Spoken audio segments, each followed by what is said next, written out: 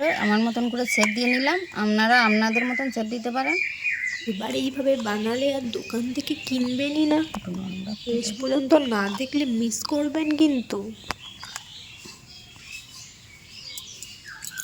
বরফি আকারে আমি সেপ দিয়েছি, বরফির আকারে।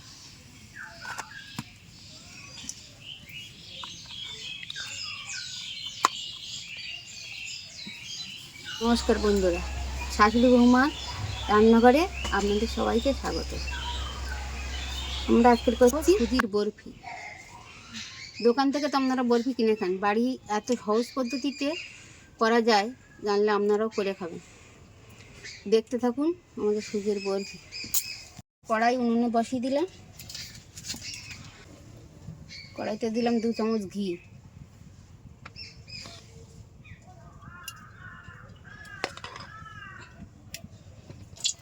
তারপর 2 চামচ ছোলার ছাতু,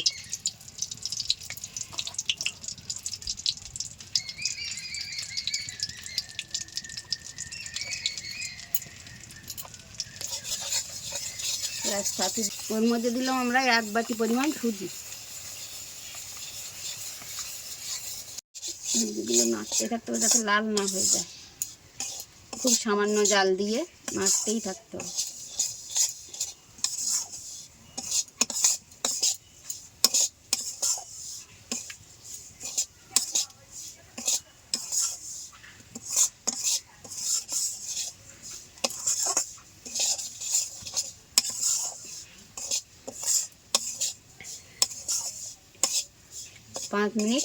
পাঁচ সাত মিনিট এভাবে নাড়তেই থাকতে হবে সুজিগুলো।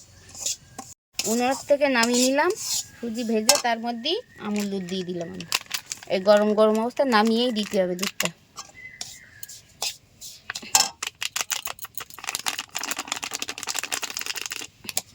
থালায় ঢেলে রাখলাম।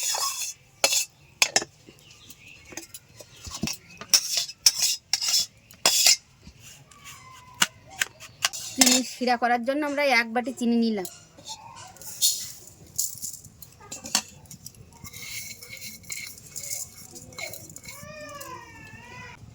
এক বাটি পরিমাণ জল,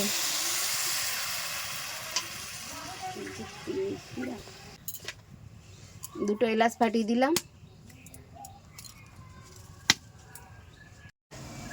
1 চামচ ঘি দিয়ে নিলাম।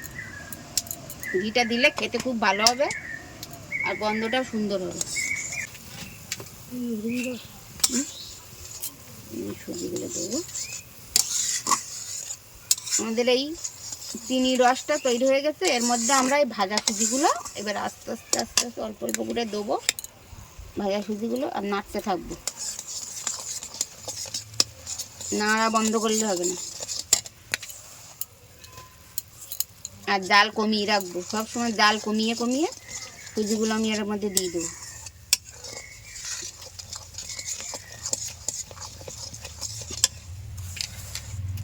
অল্প অল্প করে দেবো আর নাড়বো।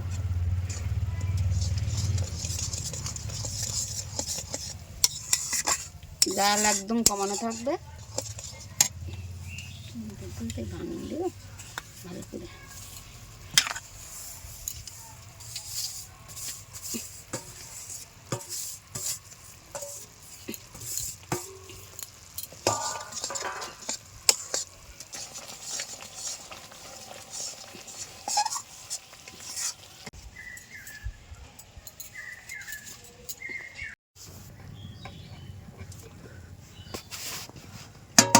থালার মধ্যে আমি সেপ দেবো, তারপরে একটু ঘি মিশিয়ে নেব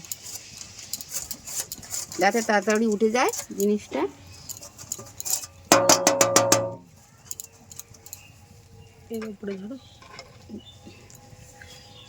ঘি মাখিয়ে নিচ্ছি, থালাটায় আমি দেবো বরফিগুলো আকার দেওয়ার জন্য। থালার গায়ে ঘি মাখিয়ে নিলাম। আমি একটা থালা নিয়েছি, আপনারা যা খুশি নিতে পারেন। আমার সুবিধার জন্য আমি থালাই নিয়েছি।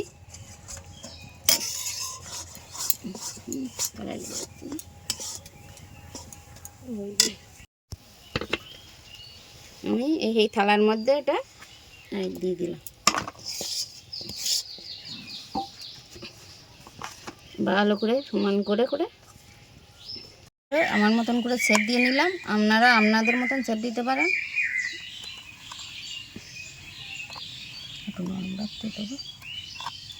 কেমন আমাদের থালায় লাগেনি, উঠে যাচ্ছে দেখুন বরফিগুলো আমাদের থালায় লাগেনি।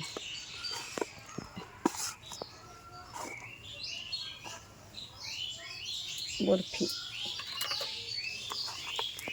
এত সুন্দর শক্ত হয়েছে, ভেঙে ভাঙলেও দেখেছেন কি সুন্দর। খেয়ে দেখি কেমন লাগে। হেভি খেতে, ঘিয়ের একটা ফ্লেভার এর মধ্যে এত সুন্দর লাগছে।